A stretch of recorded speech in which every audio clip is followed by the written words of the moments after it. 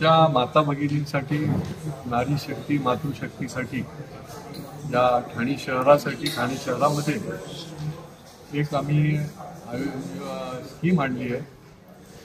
Scheme म्हणण्यापेक्षा एक उपक्रम म्हणता येईल, कारण की जनकल्याण कार्डच्या माध्यमातून एका बाजूला व्यापाऱ्यांनी कमी नफा घेऊन आम्हाला सवलत द्यावी आणि आमच्या मातृशक्तीला, महिला शक्तीला बचत मिळावी, या दृष्टीने आम्ही अपील केलं होतं आस्थापनांना.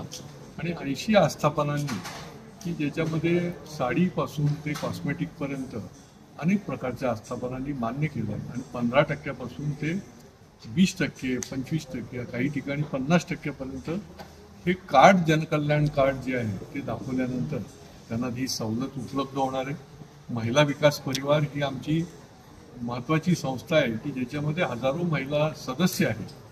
आणि या महिला विकास परिवारच्या माध्यमातून महिलांसाठी विविध प्रकारचे आम्ही उपक्रम राबवतो.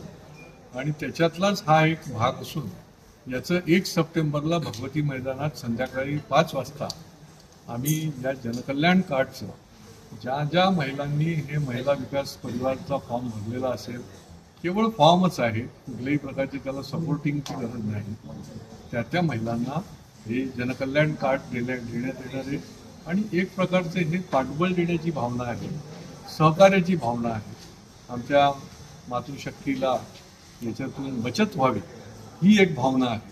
आणि व्यापाऱ्यांना देखील अपील करून त्यांनी कमी नफा घेऊन त्यांना मदत करावी, अशा प्रकारची ही भावना आहे.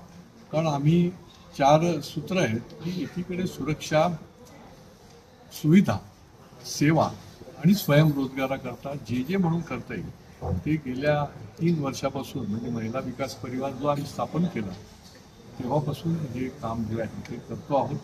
मी महिलांना आमच्या, कारण की सर्व घटकांना, सर्व उत्पन्न गटांना ही योजना जी आहे ती उपलब्ध राहणार आहे. अवश्य पुढच्या काळामध्ये सणासुदीचेही दिवस आहे. ही स्कीम तो वर्षभराकरता आहे, नंतर नूतनीकरण करणार आहे त्या कार्डाचं.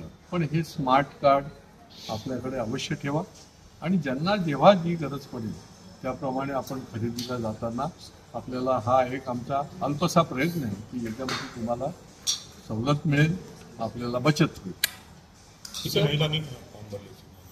जवळजवळ 4,500 महिलांनी हे फॉर्म जे आहेत ते घेऊन गेलेले आहेत.